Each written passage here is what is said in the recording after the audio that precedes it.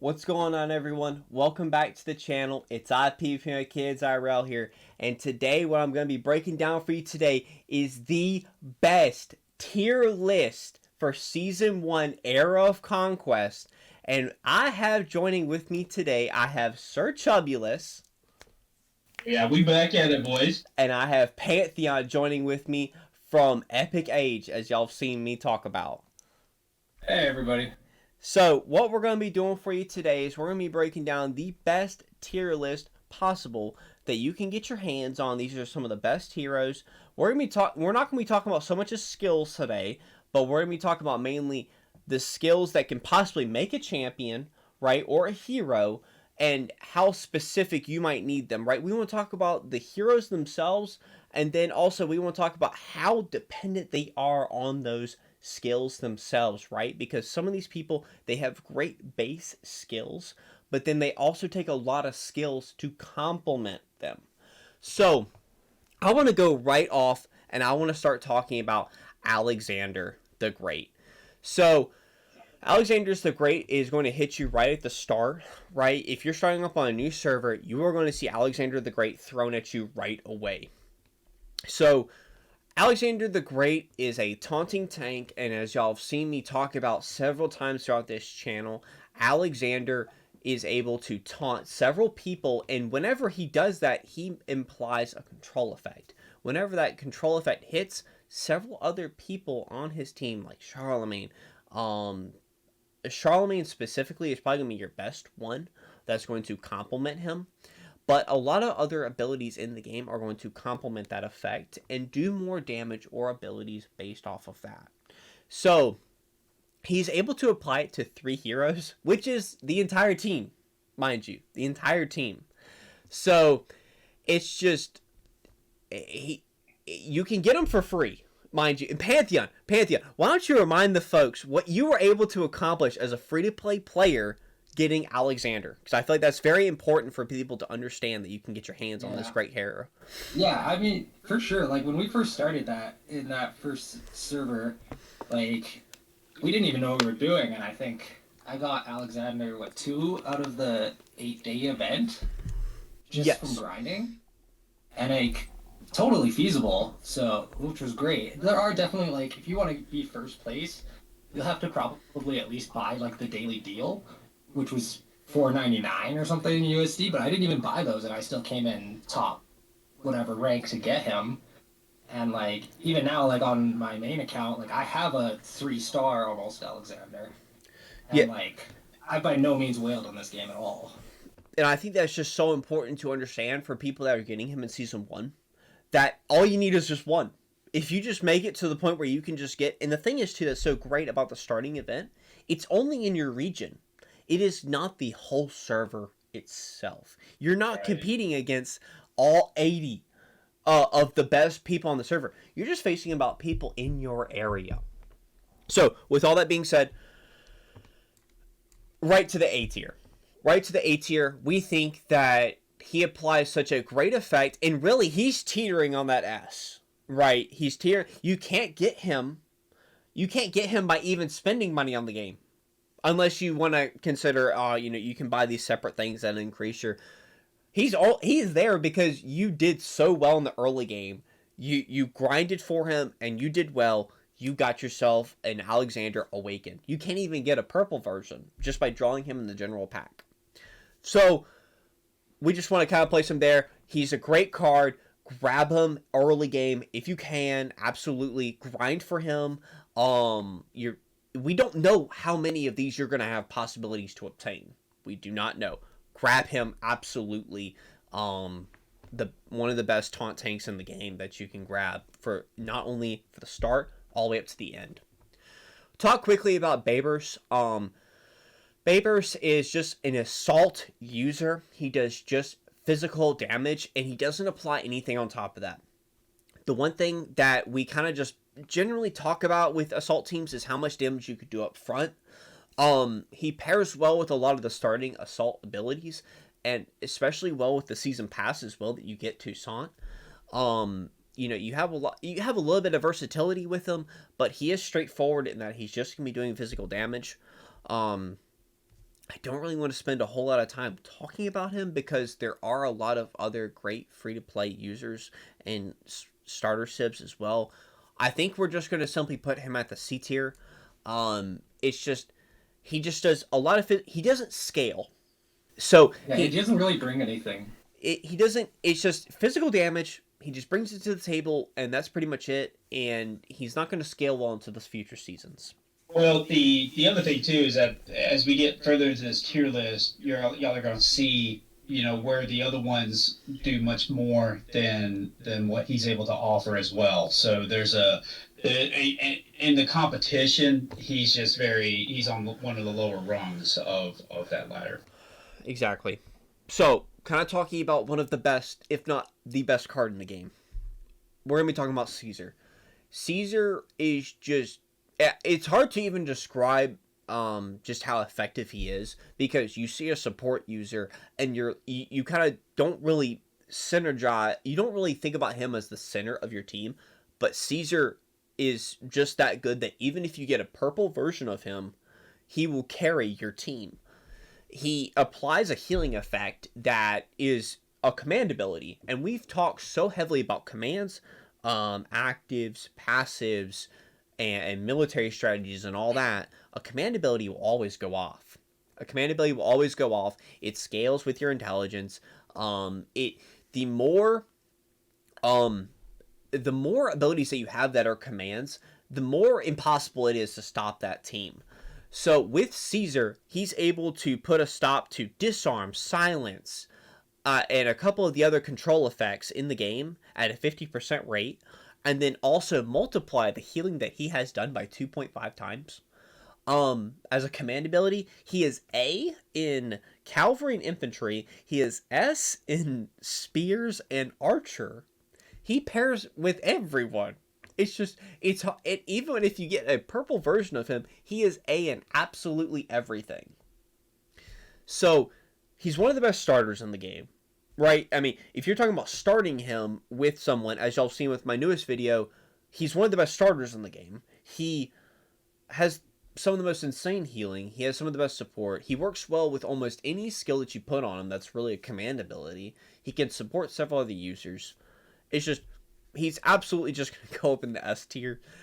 It's kind of just undisputed. Yeah. He's going to stay prevalent throughout every season. So, it's just, I don't think there's much disputing this. So yeah, we'll kind of leave him where he is. There's not really much disputing that.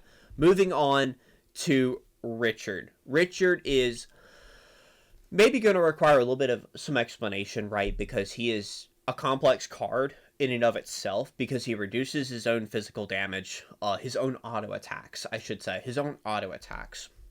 And it's taking a lot of research to really figure out the best way to optimize this card, because he steals stats, he does damage, and then he reduces his own auto attacks, right? So, how you want to build Richard, right? And I've talked with Pantheon several times about this team. I thought it wasn't doing so well, and then we found the right skills, right, that made it work. And then it's just, there's so many complementing cards, right? And this card will only scale up. Richard will only scale as the game gets better, or I should say, as the game goes on. Pantheon, what has been your go-to team for the Richard team? I know you've been doing a lot of Richard test work. Yeah. Like right now I'm kind of the meta version, and like I'm running a very similar one, is Richard Peter with Ying as a spear team, and you kind of do it like an active skill control team. So you're working on applying status debuffs so that Richard's main skill, which is when they're under a status control, you steal stats from them, and then you do damage with that.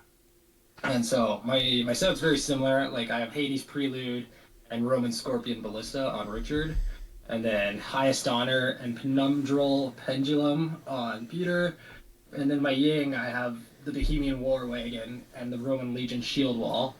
And the only reason I have the tweak, I think most people run Pacify the North. I just don't have that yet. But also the new patch added in some terrains and whatnot that I'm sure we'll get into in another time.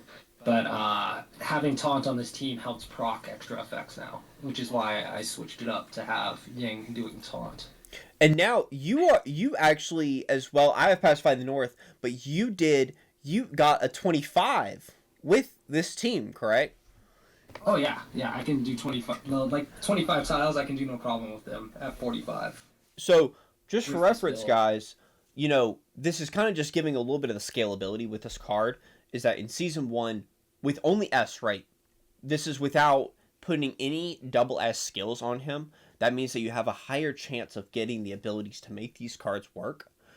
You are able to take 25s. And if you're able to take 25s in season 1, right, you're going to be able to get a lot of the resources and permanent gear, right, to scale up your cards themselves. So, with that being said, right into the S tier.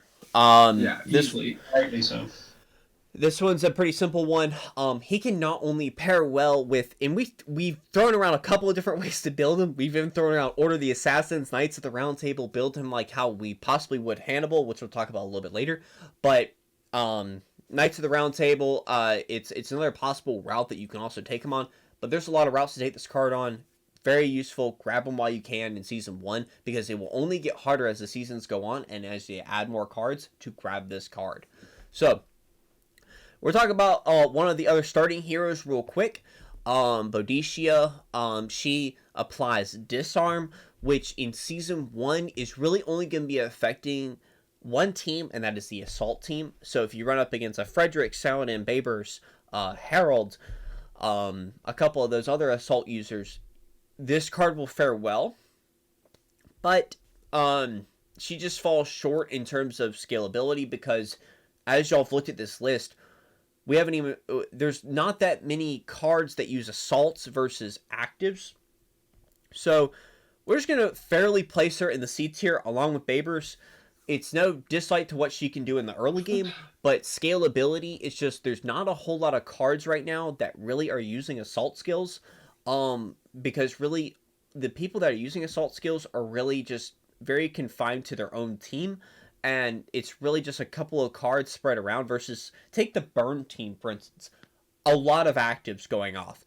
Take Richard and take Zing, take Peter. All actives, right? So we'll talk a little bit about her counterpart here in a little bit and how much he scales up a little bit better.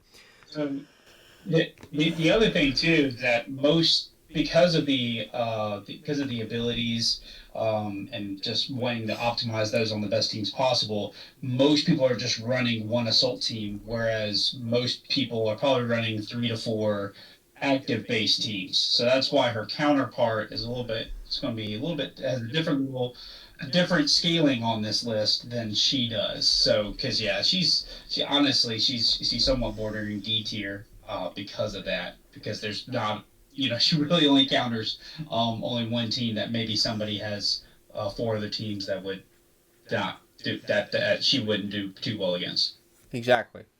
So we're going to talk about one of y'all's favorite. I'm sure you have heard of Charlemagne, right? I mean, I'm sure you've heard about Charlemagne at this point if you're playing. And I know we're talking about a lot of the great cards first, just the way the order's stacking, but we're going to talk about Charlemagne because I want to let y'all know that Charlemagne is just such a fantastic card because a lot like Richard pairs well with so many of the cards that you can also make Richard and Charlemagne work. A lot of these cards can be interchanged, a lot like Charlemagne, for instance. Charlemagne and Richard both work with a lot of the same cards because they function very similarly. They both function around control teams. Control teams are very strong in the current meta. Charlemagne's ability does a huge amount of damage up front, and then also increases by 20% his other active abilities. So, if you have, like I talked about on one of my earlier videos, Maltese Eagle, Boyar Cavalry, or I'm missing it off the top of my head, Heart of Avalon, and you pair him well with so many of these other actives. You also get Frozen Earth. There's so many abilities to make him work and scale up his damage that he functions so well even as an A card, right? Even if you get him as a purple card, I should say. that he's going to scale well.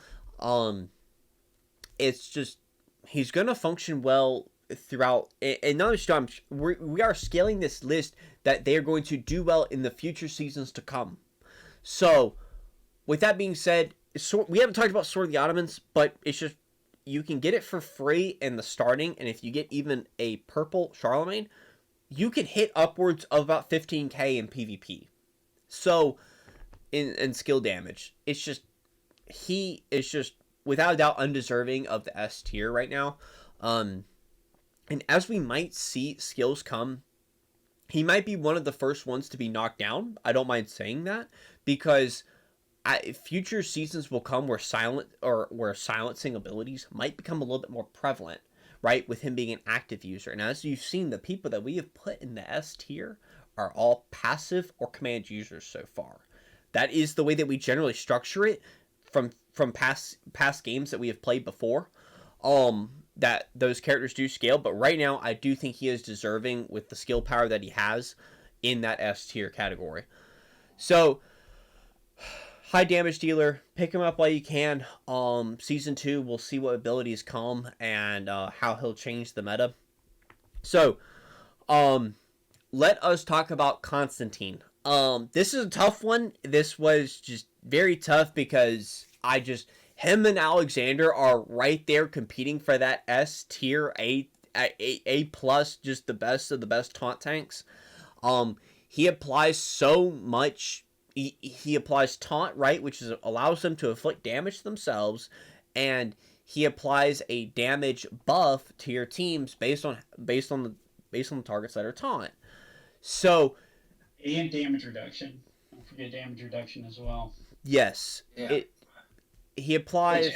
There's a high chance on all that really happening too, right? So there's 60% chance he's going to do damage reduction, 60% chance that he's going to taunt every turn, and because it's a command, it's never going to stop. It's just, Constantine is a phenomenal card. But when looking at this list in its entirety, we don't think that he doesn't quite scale up to where the other S tiers are. The other S tiers really go above and beyond what they do in those roles. And when you think about Constantine, if he had maybe a higher % chance of either taunting or damage reductions, or maybe if the taunt lasted a little bit longer just in one turn, then maybe he would be in the S tier. But for right now, with where the current meta is, he falls squarely in the A tier, and that's a really good place for him. He's just a really good taunt tank that very comparable, and you could really switch him out where you would put Alexander. So he's very good on those control teams. That would really synergizes with your other ones that like Richard and Charlemagne as well, if you didn't have some of those other guys. Exactly. So we're talking about probably the most controversial pick that we have had so far is Saladin. We had a very tough time deciding about where to put Saladin. And it'll hurt a lot of people's feelings that we're going to put him in A tier. And to talk a little bit about it, a lot of people, whenever we started up this game, people said Saladin was the number one card to grab. People said that verbatim, that he does the highest damage in the game. I have every assault skill in the game, and I have yet to see him pop off with any team just yet. And maybe some team will come out, right? I have Urban. I've even gone so far as to put Urban on Frederick, and then Winged Hussar March and Norman Conquest on Saladin with Toussaint, and I've even tried several other like taunt tanks with Caesar, and it's just I am not seeing it just yet. Pantheon, have you seen anything just differing about Saladin as what is comparable? No, I think at best too, with my setup, I don't have Winged Hussar March, the last skill I'm missing, but I think the most damage I've seen out of him is 8k in a battle, and in comparison, I'll see Charlemagne hit 15 to 20,000 damage, and even just Frederick by himself in more of a tank and buff style setup, I can hit 20k damage with Frederick alone. But Saladin, I'm not hitting those kind of numbers. Exactly. Now, the one thing he has going for him, it's a command ability. Can't be CC'd. He has that going for him. He has a lot of scalability with that into the future seasons to come. Is that he can't be really stopped with this ability. Is that it will always go off. So, with that being said, he's a safe A tier hero. I would not want to put him in B tier because simply he has the ability in the first 4 rounds to do an insane amount of damage. He has a lot of early game potential. He also has PvP potential with some of the abilities and supporting heroes that might come out in the future. Right now, I would say he's just being outclassed by a lot of the other damage and supporting abilities. You take like King of War, you take Black Knight Volley, you take a lot of these other abilities that are just doing a little bit well than some of the assault abilities.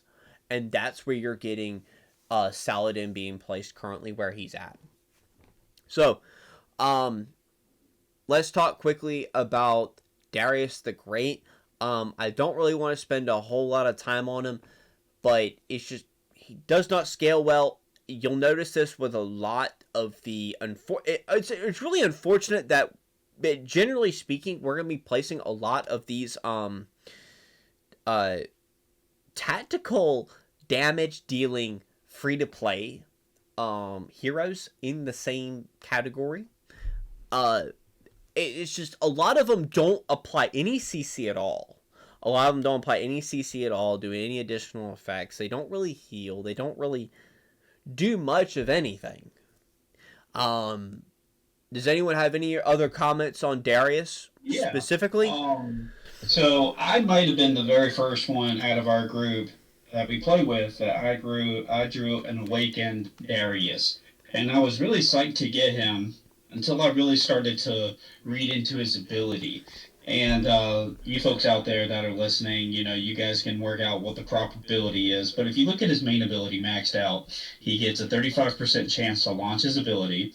And then on top of that, the other bonus thing is that he has a 40% chance of gaining resist. Again, this is maxed out results. So you're betting on 30% chance of it activating. Then when it does activate, you then have to roll a 40% chance to grant resistant, and that's just to yourself, right?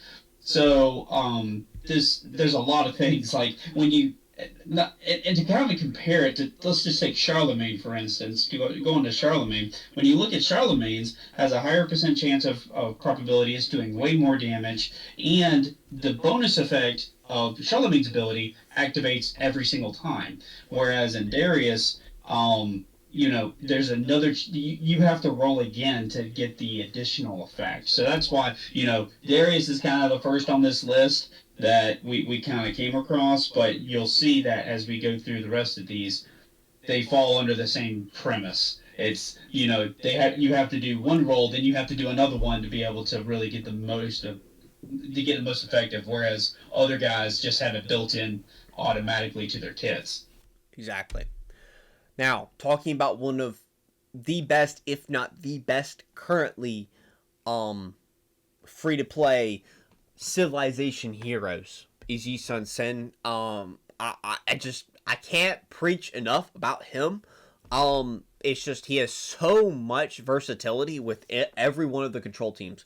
Charlemagne, Richard, either one of those, the control teams will work. He scales up he applies both disarm and silence, and it scales up with how much the ability levels. He might not have as much versatility in the early game, but he scales up so well, right? And you might think, oh, he doesn't do any damage. You're relying on him to supply a support ability to his allies. I don't really want to spend too much time talking about him. He just does that much versatility versus a lot of other heroes. I mean, he applies that much support ability. It's just, he's very fast. He applies both silence and disarm. And then he can also apply a stun, I believe. Is that correct?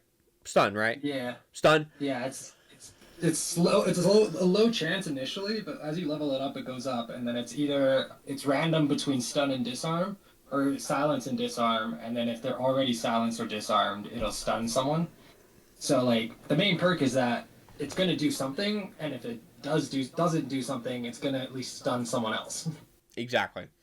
So it just has a lot of versatility. He is without a doubt the reason why you should be going Koreans at the start. With him with Victory Prayer, you can get up to upwards of past 50% activation rate on his ability for targeting 2 people with Silence and Disarm. He is without a doubt deserving of the A tier. So definitely start Korea along with one of the other ones we'll definitely talk about here shortly. But moving on to the next one, though, we do have Frederick. Frederick is kind of nuts because he's a little bit of high risk, high reward. He is, and you know, if you follow along the recommended path, it's Toussaint, Saladin, and Frederick, running them as cavalry. And as we have found out, it's just, you know, Frederick's ability is mainly best whenever he is just straight supported in the fact that so long as he stays at a healthy situation, he will do massive amounts of damage. So it's hard to say right now in season 1 what the best place is for Frederick. It's just the recommended build right now is him doing Toussaint, Saladin, and then Frederick, of course, and then trying to soup up his damage right at the start. But in reality, if we are seeing a lot of people starting to getting pretty creative with his team, and I know Pantheon has someone in his guild who's taking 25s with Frederick, Caesar, and I think it's like a Hellman, Constantine, or Alexander setup. And so we're seeing Frederick just built in very creative ways to keep him at a very healthy situation with Norman Conquest, right? I think Norman Conquest is a little bit needed, right, to get that batter going off, and get those multiple hits going off to get that damage up. But you are seeing Frederick hit some insane numbers in PvE. I will say in PvP, it's just so long as you can keep him healthy and so long as he doesn't get chunked, you will see him do some insane damage. For right now, we're definitely going to keep Frederick steady in that A tier right now. I do see Saladin and Frederick. I want to go back to a little bit about Saladin. We will see them bounce around maybe in the future about how they're going to scale. So, without that, though, we're going to move on to Juwan. Definitely going to be a fun one here. I can without a doubt say that, you know, we came into this thinking that, you know, possibly... So, talking about Juwan next. So, Juwan is a high damage user based off of the burn team. And what he does is, if the opponent is burned, he will then have a activation rate of proccing his ability again. So long as you're able to keep your opponent burned, he will then do an increasing amount of damage. I will say the burn team, and I think everyone will agree with this, is that the burn team, at face value, doesn't seem like it will take a lot of abilities to pop off. But later on in the game, it will require a lot of abilities to pull off efficiently. It requires King of War to at least get off the ground in PvP specifically. I think that's the shortcoming of this team, is that King of War, to make Juwan work, requires you to skip your preparation turn. You in PvP, you don't really have a choice, because in the first couple of turns, the battle's decided, right?